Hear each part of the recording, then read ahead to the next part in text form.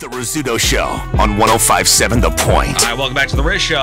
Oh, we got a guest, and you don't want to piss him off because I heard you choked out some other radio guy yesterday. Is that true, Mr. Tito Ortiz? Hey! Actually, no, it wasn't yesterday. It was the last time I went on a PR tour for BELLATOR, and he asked me to choke him out unconscious. I choked him out unconscious, and he did the old...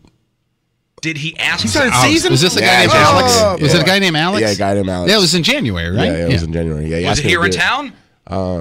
In St. Louis? No, I don't think it was. I don't think it was in Houston. It's like something 94.7 The Buzz or something. Whatever. today. Not here. Whatever. No, not here. No, it wasn't here. It was, I believe it was in Houston. No, but they let me choke him out. It takes about 6 seconds to do. And, He asked to be choked out? I'll take your word for it. And then he said, "I give Tito the opportunity to do this." Yes, I agreed to this, and he agreed to it on the mic, and so if you want to choke, him over there out, if you want to, I'm just leaving it open for you. No, they got to be willing to work in with it. So you want to be choked out? No, do it, man. I'm good, bro.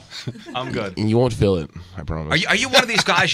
First of all, you walk into a room. I mean, you are an assuming fella. Yes. Are people stepping up? Never. Never. Once in a while, but after I get eye contact with them and I kind of explain to them what I do for a living, it usually changes the whole subject. Yeah, but they're the my guys. best friends and buy me a drink instead. But they're the guys that know what you do and go, you know what? No, they're cool. They're very, This very punk, respectful. I see him on TV. I see what you could do. I could do it better. No, that never happens. It usually is the guy who don't know who I am, and they actually take it for advantage that they'll get the better of me. But after I have a conversation with them and I explain what I do for a living, it doesn't. Go, nope. Nah. So you're not dumb enough to ever take somebody up on that offer because it's a lose-lose situation for you. No, it is a lose situation. I'm a registered, lethal weapon, pretty much. Is that true? I thought that was an urban myth. Like your hands are registered as lethal weapons. No, I mean once you become a professional fighter, it's just automatically assumed.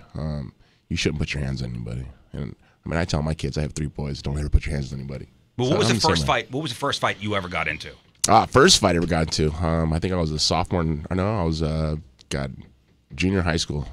Junior high school, and one of the Mexican guys said something to me, and we said our words back and forth. Said, "All right, we'll meet after school in the parking lot." We're in the parking lot. I had a skateboard. He had a Mercedes-Benz sign in his hand.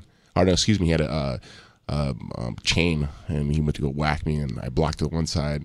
And as I blocked one side, he spun around the other way and hit me in the back with the chain. Really? Yeah, I was your first 14 fight years old. Was a guy had a chain and hit you with a chain in the head? No, in the back. It was in the back. Damn. Jeez. Yeah, no, and I didn't like that at all. I was about to say, is this one of those situations where you go, oh man, I'm kind of I was a kid, turned on little kid by it. They made me cry and stuff. I was pissed. But that's what you do for a living. You wait, cut time out. Before I even started about fighting, I was going to college. I was being a high school wrestling teacher. I wanted to be a coach. And that was my deal. I didn't assume I was going to be a fighter. But, I mean, in Huntington Beach back in the day, it was the punk rock era. We fought all the time. There was no guns or knives. It was fist to fist. Or chains, apparently. Or skateboards. But, I mean, that's the way we grew up. I mean, that's... Well, just your background, your upbringing. I mean, you got a great story. Right.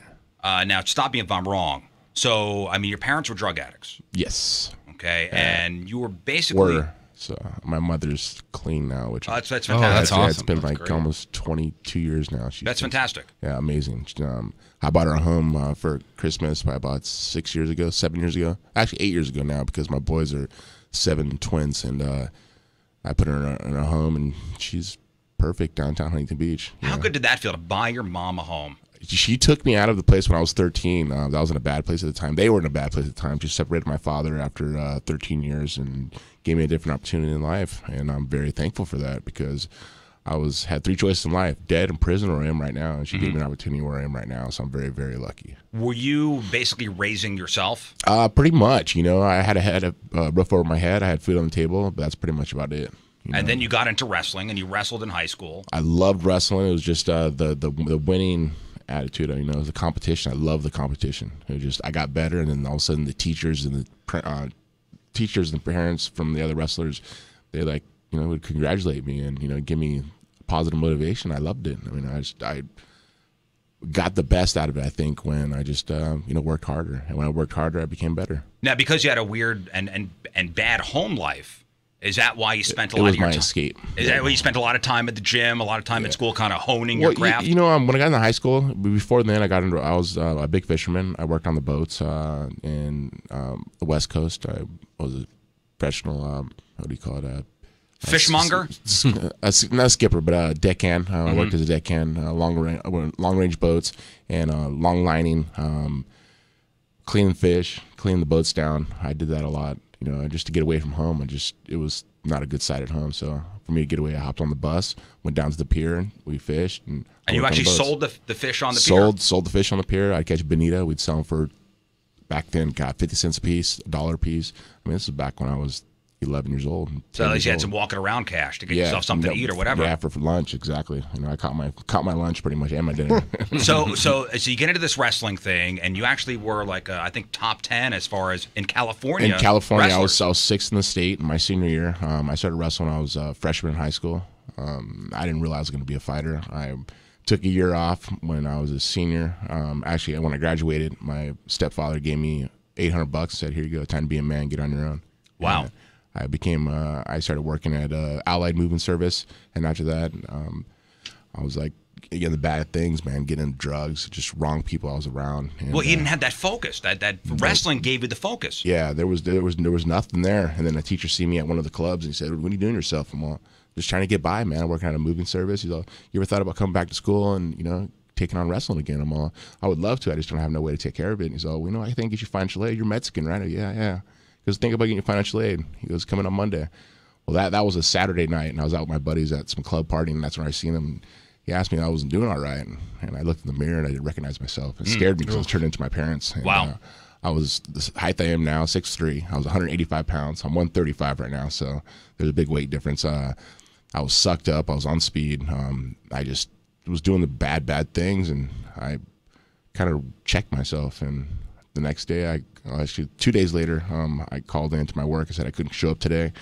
They're like, "We need you. If you're not here, you're fired." I go, "Well, I guess I quit." And, bye. Yeah, and I walked into the wrestling coach's office, and he had a big smile on his face. He goes, "I can't believe you're here. You ready to change, huh?" I go, "Yeah, I need to change." And you filled out the paperwork. Wow. To Got paperwork, got a financial aid. aid. They took care of my schooling, and I ended up winning the state that year in junior college. Jeez. Amazing. And my life changed from that point out on. And I think a year later, I fought in the UFC 13, May 30th, 1997. Just your first fight. I fought for free. For free. Did not get paid for his first fight. And I had an opportunity to make $25,000. I had to turn it down because I was on scholarship, and I didn't want to lose my scholarship for wrestling. And you took a gamble. It was for competition. I want to see how tough I was, but it was strictly for competition. It wasn't a fighter in me. I'm not a fighter guy. I mean, to me, it's just more of, it's a business. Now it's a business, complete business to me. Well, UFC 13 was 13. They're at like 200 now. Was that when they still? Is that when they still had multiple fights per? Yeah, I fought twice in one night. Yeah, I fought twice in one night. That was still tournament. And there was only 3 weight classes. There was lightweight, middleweight, and heavyweight. That was it. Well, you were the first light heavyweight champion. Correct. Yes. In the UFC. Yeah. But how did you make the transition from? And we're talking to Tito Ortiz, by the way. How did you make the transition from wrestler, which is his own discipline, to MMA, mixed martial arts? I started in wrestling, of course. Then when I was a freshman in college, I started doing jiu-jitsu. And then from jiu-jitsu, I started doing kickboxing. And then it just, one thing after another. Right. I learned quick. I'm a quick learner. I'm a hard worker. I mean, that's one thing my wrestling coach always told me. He's like, "God, you learn so quick." But I had the mindset of just pushing myself as hard as possible. Became a world champion a year and a half later. Defended my world title 5 consecutive times. One of the longest reigning light heavyweight champions the UFC's ever had. And I've been doing it for 19 years now. The first time you got hit in the face, I was like, "Get me out of here." Let's go back to wrestling. Like the first time you got hit in the face by another professional. Yeah. Did your eyes well up? I mean, what no, my eyes didn't well up. It was just like, holy holy shnikes.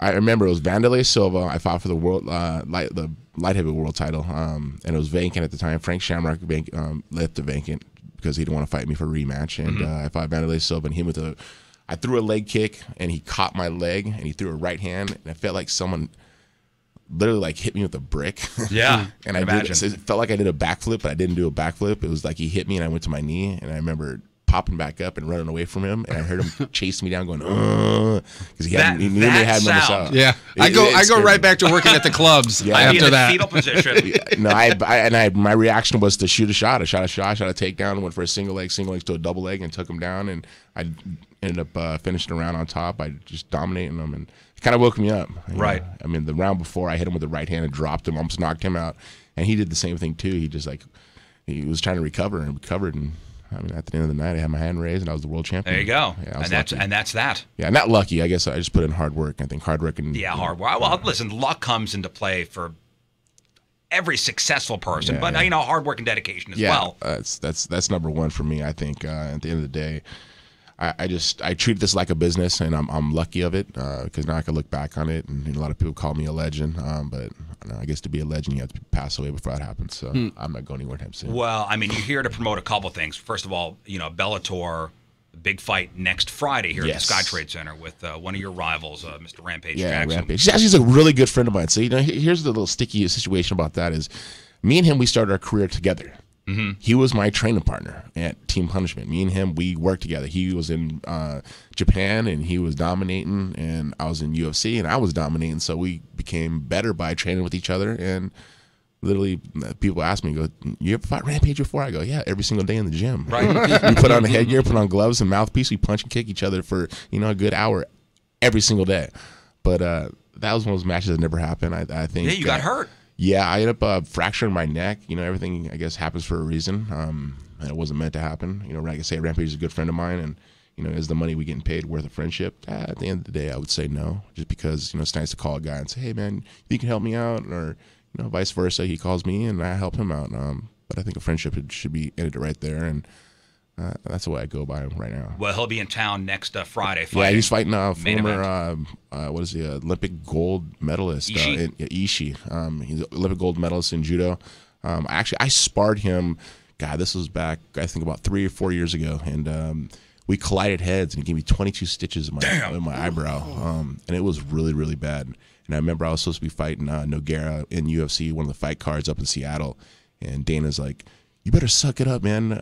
Guys in the Ultimate Fighter get stitches all the time." I'm like, "Dude, I got 22 stitches in my head, and I can't hold down a mill at all." He's like, "But they do it all the time." I'm like, "You ain't a fighter, then. You don't understand." Well, what's your relationship with Dana White now? Because there's conflicting reports. I mean, when you left the UFC, was it on the best of terms? No, it was not on the best of terms at all. And I think we need to be grown-ups about the whole situation and just move on with our lives. It seems like he has, over the last year, he's kind of kept quiet. He hasn't spoke bad about me at all, which is great to see. And I don't need to do the same thing too. I'm thankful for the UFC, Dana and Lorenzo to give me what I have. But at the same time, I think the respect should have been, given a little more. But at the end of the day, I'm thankful for Bellator for signing me. You made him a lot of money. More than people think. A whole lot of money. You made him a lot of money. Yeah, so I made a lot of money, but I know they made Sure.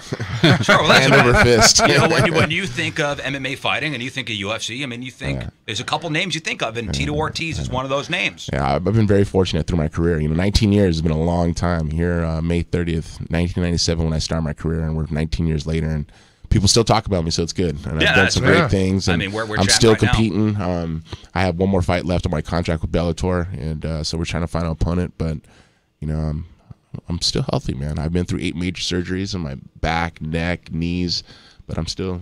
Yeah, I want to ask you about that one more fight, for Bellator. But before that, just back to Dana White real quick. Rumors are that I guess UFC is going to be sold, or he's trying to sell it, for billions of dollars. Is the UFC without Dana White now? Business-wise, no way. He fights for him. He fights for what that business is about. And at the end of the day, if Dana left, they would go under. Yeah. That's my opinion. Strictly my opinion. I think Dana works really, really hard for that company, as all the fighters do. But at the end of the day, he's business-wise, a lot of people don't like him because of the business he runs, the way he does it. Mm-hmm. But that's why it's a billion-dollar company. Well, you can't complain. Well, you can't fault the guy's passion for his product. That's his baby. His product, yeah. That's his baby. He has his mindset is just, if you want a piece of it, then you're gonna have to give up everything. And that's what I see it in LA. There's so much stuff I see through the business-wise that people say, I don't like working with him because he's just either his way or no way, or the highway. Well, then don't work with him. Yep. That's the exactly. thing. And that's the his problem thing. with fighters they have is like either it's them or nowhere. And Okay, then be nowhere. Now Bellator has an opportunity to pick up those fighters that they are. With Matt Mitrione, who's fighting on the card next week, and this will be his first fight in Bellator, which is great, and to see how he does. Well, on Bellator here in St. Louis is, I mean, a year ago, it was almost a year ago that we had Kimbo Slice where you are right now. Yeah, really. Fighting Ken Shamrock. Rest in peace, him. Gosh, man, that's too bad. And have you been approached? I guess he had a fight coming up next month. Yeah, in London. Have you been approached to be on that card? Yeah, I was approached to be on that card. Are you going to be on that card? No, I'm not going to be on that card. I was gonna. It was probably about a good 2-hour conversation, and then it wasn't my choice. Well, you got one fight left. I mean, yeah, I saw you retweet something yesterday that somebody had tweeted to you, where it said, sit back a little bit. Yeah, he's not done yet. He's coming soon. I have one more left. I just turned 41. I still have my wits about me. I hit in the mitts, sparring, so forth. My last fight against Liam McGarry, who's the champion at light heavyweight, I made a mistake, one little small mistake. I was dominating the fight up to that point, and he took advantage of it. First time, actually, the second time in my career that I was submitted. Man, scratched my head and just like slapped myself in the face going, what the hell did you just do? I had an opportunity to win the title, and I made a mistake. That's why he's the champ. I wanted to push myself and challenge myself to fight a champion, and I fought the champion. I came up a little short, and in my contract I have one more fight left, so let's get a big name. Who are you looking to fight? I don't know. I just want a young guy, or do you want like I'd like a legend. I think you should go with Ken Shamrock again. Yeah, Ken Shamrock again. A lot of people said that. I don't think Ken wants a piece of me. Wait, I give him the whole piece. Would that be your fourth time fighting? That'd be fourth time fighting. I thought third time's a charm, but cool. Let's make it four. No. Well, listen, you've had some legendary matches with Ken Shamrock, and we don't like him here because he bailed on us. Really? Yeah, we had Kimbo Slice in here. You don't ever bail on him. Come on, you guys. Listen, we had Kimbo Slice in here. He was here early. We had a great interview with him. I think the next. He was a good guy. Actually, you know what? Rest in peace, like I say too, and my prayers to his family. But Kimbo Slice just passed away. Was it 2 weeks ago? Yeah, a couple weeks ago. A couple weeks ago, and tell you, he was a good guy. And the image that he had on him was not the type of person he was. Oh, he was. Crazy, was he not super nice? Oh, he was really fantastic. He's a cool guy. I think he said, like, when the mics were off, even when the mics were on, thanks for having me in here, guys, at least 20 times. Yeah. But man, he didn't sit, he stood. He stood the whole time, and we were all terrified. Stop moving. He could not stop moving, and he had this pendant, like a solid gold fist. Yeah, on his chest. On his chest, I think, with a fist with diamonds on him. Yeah. All right. That guy came up, man. I mean, for being a street fighter, he came up, and it was good for him, man. He lived a great life. I don't want to say a great life because I don't know how long he lived. I mean, it was up to 42 years old. I'm only 41, so it just makes me scratch my head and feel sorry for his family. And he left kids behind, but he lived hard. It's amazing, though, that a heart condition. Yeah, took him down, and he was, I guess, in the hospital for a heart transplant. I think so. It was like he was a week out of it and just ended up quitting on him. It makes me scratch my head about it. But what happened the next week? Ken Shamrock was supposed to be here. And then we're waiting for him. Remember, Moon? We're waiting for him. Then we find out after the show he overslept. What kind of discipline is that, Tito Ortiz? I don't know. I set my alarm for 7:45 this morning to make sure I was here at 8:30. Right. So that's appreciated. That is very much appreciated. What kind of discipline is that? Yeah, no. You got to be professional about this stuff. I mean, he's been doing it, for over 25 years. You'd think he'd know. Yeah. Like you said, it's a business to you. It is a business to me, 100%. Well, he wound up losing. Yeah. He lost our business. We lost our business. And he ended up losing the fight, too. So. Yeah, the ratio was that, too. We were firmly in team Kimbo Slice, and then he lost again to Hoist Gracie. Yeah, Hoist. Yeah, that was another person that I've kind of mentioned around was me and Hoist. That'd be a great fight. That'd be a great one. There you go. Come on, Hoist. Come out and do it. I don't know. I'd watch. I know. A lot of people I would watch that. How long does it take you to get ready for a fight? 3 months. 3 months. 3 months. So the turnaround to fight in Kimbo's place would be. Are you training now? No, I just had neck surgery in December, and I took a little time off to kind of get my body right. Got my body right. Now I've just been with my kids, getting them ready for wrestling. I have a national champion at 7 years old. There you go. Congratulations. That's awesome. I'm proud of you. Yeah, my oldest son, Jacob, who just turned 14, took third in the state of Arizona, and he ended up taking fourth in the nation, too. Well, I mean, what do you think? When these kids get to high school, they're going to be monsters. And they're wrestling, and then, their opponent goes, or hears that hey, you're fighting Tito Ortiz's kid. Oh no, I'm at the big tournaments. I mean, I'm at the national tournaments, and like it's like father against father almost. And one of the parents, I mean, their kid beats my kid, and they're jumping around screaming, going, "Yeah, you just beat Tito Ortiz's kid." I'm like, oh no, my God, what? Now I'm going to beat you in the parking lot. Yeah, no. It's competition. With your own it's arms. strictly competition. But let me tell you, my son Journey is the youngest one of the twins. He's going to be a special kid. I mean, he's exactly like me, my replica.